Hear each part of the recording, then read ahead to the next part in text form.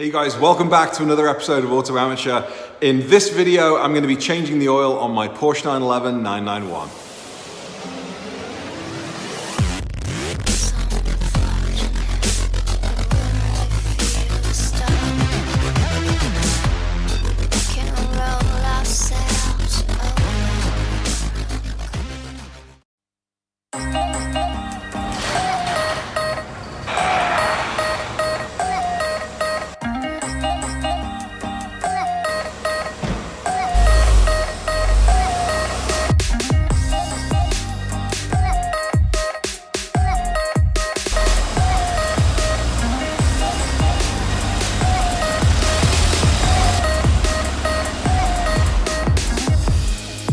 So welcome back guys, it's that time, it's another maintenance video. It is another super tropical, thunder, sort of humid, kind of weathery day here in the Twin Cities. And of course, it's boiling hot in the old Auto Amateur garage, but that's not gonna stop me having some fun with the car. Before we get started, I've gotta let the engine warm up to normal operating temperature. This is the first time I've changed the oil on the 991. I've done the 996 before, and I've done the oil on the 997 several times. It's more or less the same. Some of the components are in different places, and I'll talk through that in a second. But first off, let's go get the car, which should now be warm enough, and we'll get into it. So as it just started to rain here in the Twin Cities, I brought the car in, so a little stroke of luck there. So changing the oil on the 991, pretty similar to the 996 and the 997. The big difference being that the oil filter housing is actually in the engine bay, where with the 996 and the 997, it's underneath on the side of the engine. So you take out the drain plug to get the oil out. You also go underneath the car to unscrew the housing for the oil filter. Here in the 991, it's inside the engine bay. Porsche have made it fun for people who like to maintain their own 911s. With the 991 generation, I've got to take off some trim. I've got to take out the engine compartment there on the top. I've got to take out one of the fans to actually get to the oil housing. Shouldn't be too difficult, but it's an extra 20 minutes worth of time and 2 or 3 steps, but whatever. So pretty straightforward job. I'm gonna release the top of the oil cap first. Then I'm going, just to make sure it comes off, then I'm gonna take out the trim on top and get to the oil housing. Once I've dismantled that, I'm gonna get under the car, and with a hex screw, I'm gonna take out the drain plug, and I'm gonna replace that, a new drain plug with a new crush washer. And then I'm gonna let the oil drain out into a trusty, it's right here, oil container, and then I'm just gonna fill the oil up. I need about 7.5 quarts, 7.4, 7.6, depending on how much oil comes out of it. I'm gonna top it up gradually because I don't wanna put too much in. And then the other difference here with the 991, which is different to the 996 but similar to the 997, there is no dipstick. So people who grew up checking their oil with dipsticks, they've started to take them out of modern cars now, and they're no longer in the 991. So I need to rely on the instrument cluster and a feature underneath the vehicle menu to show me the oil levels. So that's also a reason for going gradually, because it can take a few minutes for the computer to catch up. And again, you want to make sure you get the oil levels right. So let's take a look at the tools I'm going to use, and then let's get to the job. So generally speaking, I always go for the 0 to 40 watt Mobile One. It's recommended by Porsche. It's recommended by pretty much all of the 911 enthusiasts I know. This is actually a topic of some debate though online in the forums. There are other people that like to use formulas other than this one. To me, I think it all depends on the climate and the heat that your car is going to be experiencing. Here in the spring, in the summer, and the fall, it's pretty consistent. It's nothing tropical and crazy. So I'm just sticking with what Porsche recommend. And these are 5 quart containers. So I really just need, kind of 2.5. It's a messy job, of course. So I've got my rubber gloves. It's hot as anything. So I've got my sweat controller. We've also got some paper towels. I can't remember the exact size of the hex bolt that I need to use, or the Allen bolt, whatever this is called, underneath. So I'll confirm that once I get to it. I'm pretty sure it's. Oh, actually, here we go. Yeah. Ha! Process of elimination. It is the H8. You need the H8 bolt to go on the new drain plug. And then I have this socket here, which is 36 millimeters. That's to get the oil housing filter, the oil filter housing off. I've got an extender here in case I need a bit of more room. Got my power tool just in case I need a bit more grunt. And then I have the crush washer itself and the drain plug.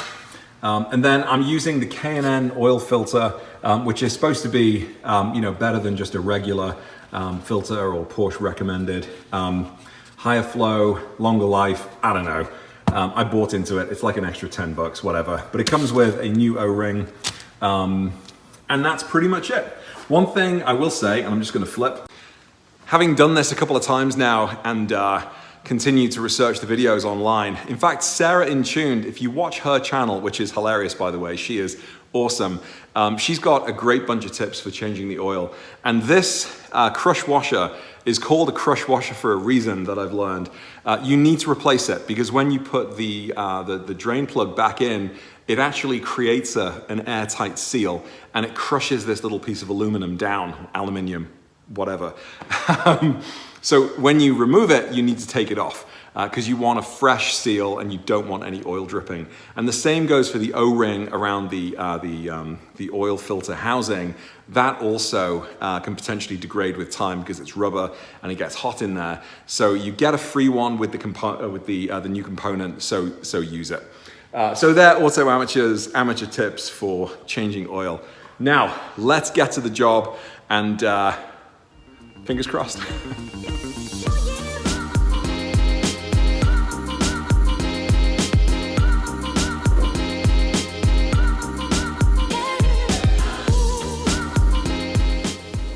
So yeah, a quick check before I got started to see if my low profile oil container would go underneath the car like it would the 997. No. So this car is lower than the 996 and the 997. For anyone out there who's interested. All right, so now let's get to work.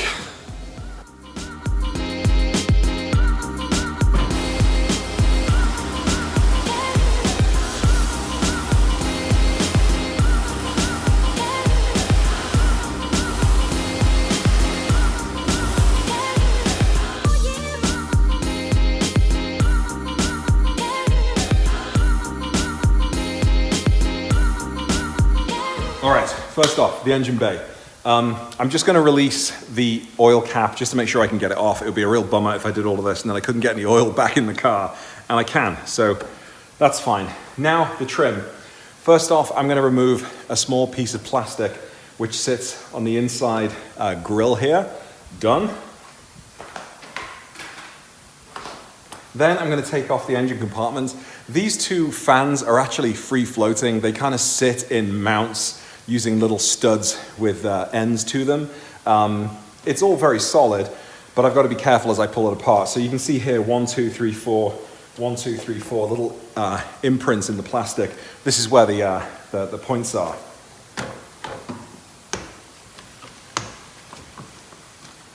And I have to feed the plastic here centerpiece through the engine lid.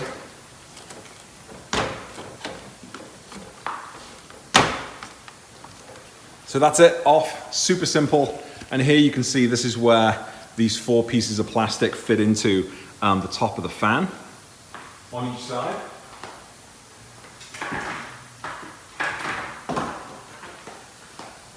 Now, like I say, the fans are free floating.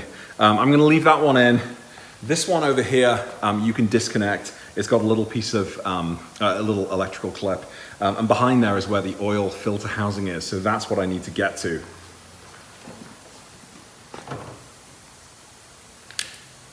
There it is. Simple clip, just comes off. And then here are the studs that help hold the fan in place. 2 holes there, 1 hole here, and it just lifts off. Whee! Now, you don't have to do this, but I'm going to try and just create a bit more room in the engine bay. So I'm going to remove this centerpiece. And again, it just, it's like plug and play. There are a couple of mounts, one on either side, and it just lifts off.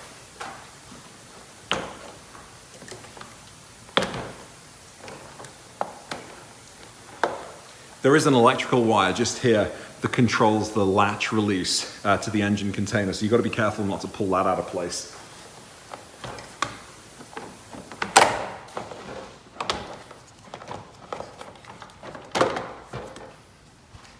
So there it is, just tucked away. Unfortunately, this is as high as my tripod goes. But yeah, there it is, just inside here. And that's where I'm going to use the 36mm socket to take off the housing. But first, I'm going to go under the car and drain the oil. Okay, so here we are under the car with the old Rhino ramps keeping it up. Here is the drain plug, which I need to remove. And I've got my trusty 16-quart drain container from the Home Depot for about $10 if you're interested. And so that's just going to catch all my oil. Ideally, I'd like the car to be flat because I think you'd probably be able to get just a little bit more of the oil out. But unfortunately, without quick jacks, this is all I can do. So let's get this guy released.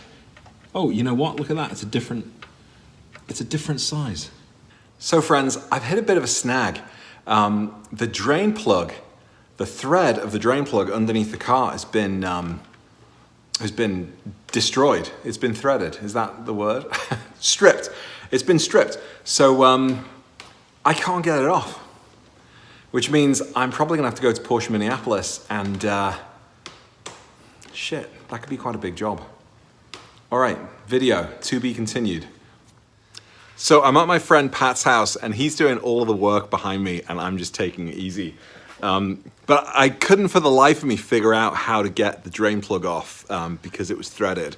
I tried my trusty knife, I tried a mallet and a screwdriver, and this is my kind of like, you know, plan B, and my plan C is to go to Porsche Minneapolis. And I'm sure they'll be able to do it, but they'll charge me for it. Where this guy, my friend Pat, say hello, Pat. Hi. Pat's doing it for a high five and a hug. So, good work, Pat. I have no idea how we're going to do it, but I'm going to try and get it on video. This guy is a designer and a all-round legend, so I don't know. He's very creative. He's going to come up with a creative solution. Aren't you, Pat? Always. Good lad. All right, what's the plan, Pat? All right, so the plan is we're going to use this extractor. We're going to go into that stripped hole that you got. Yeah. Tighten it down. It's going in the same direction as we need to loosen it. We'll use the impact gun. As we're going in, it's going to tighten into your bolt, but it's also going to loosen it. We'll use the impact wrench. No knife yet? No knife yet. Okay, all right. I'm We're standing by. We're going to hold off on the knife. Never take it off. All right. Let's go for it. Plan A.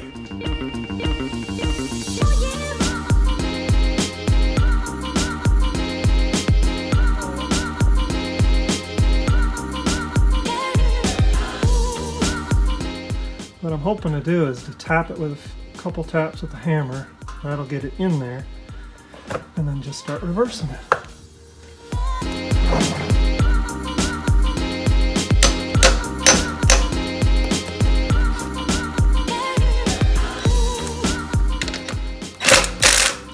There it goes. Really? That's it? That's it. You're kidding me? No, that's out.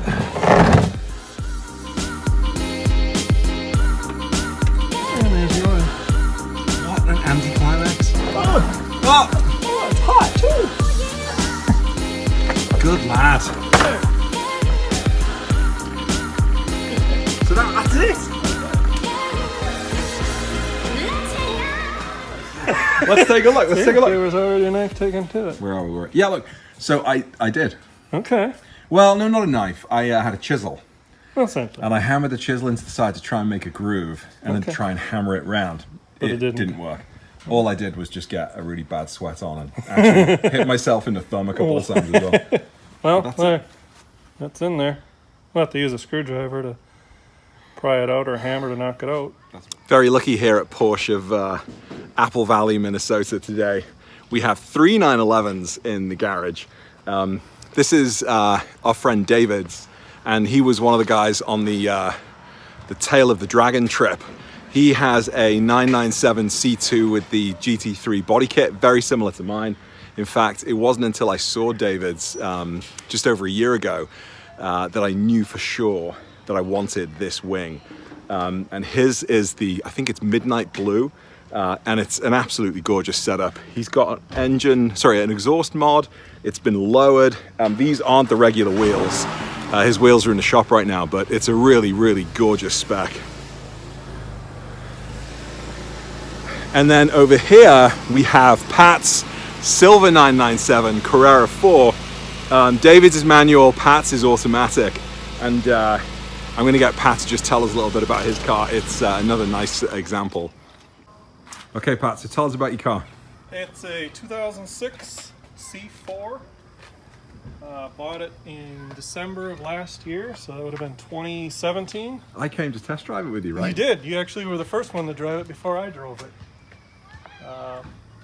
Yeah, all-wheel drive, have a winter set of tires, so the plan is to drive it this winter.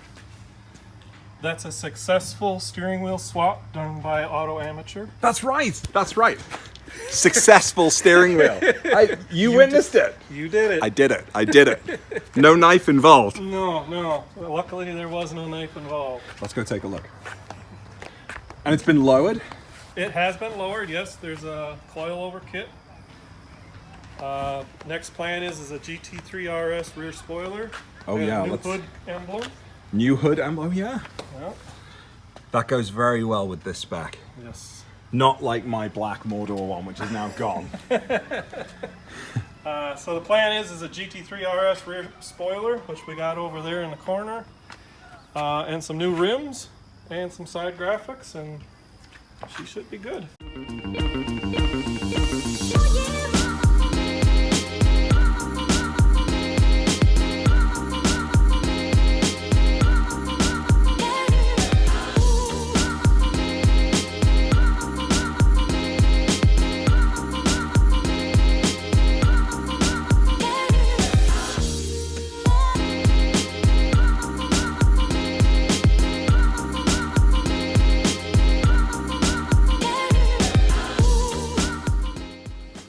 Here we go. This is potentially going to be extremely messy.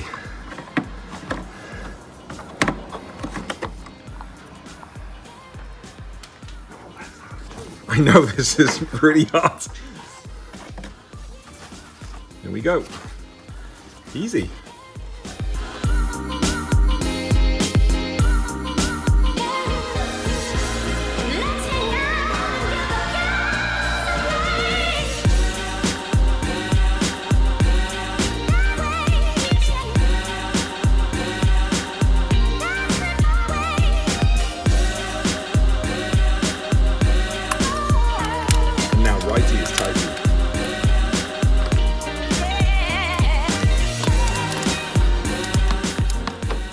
Oh, there's not a lot of room. Oh, there isn't. I missed the 997 today, Pat.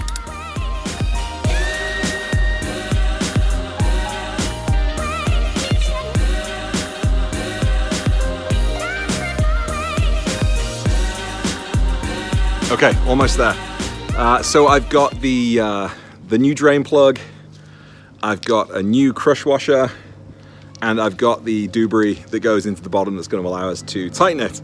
37 foot-pounds is the torque. So drain plug next, and then put in the oil, and then put the back of the car back together, and Pat's cracking open a beer. You know, it's that time of day. All right, let's keep going.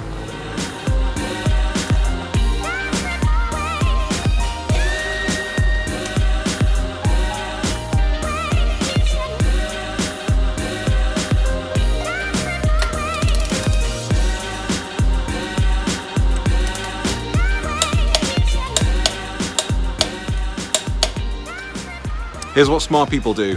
They check their owner manual. So Porsche owner manual here, it says 7.5 liters, which Siri tells me is 7.93 quarts. So that's what we're gonna put in.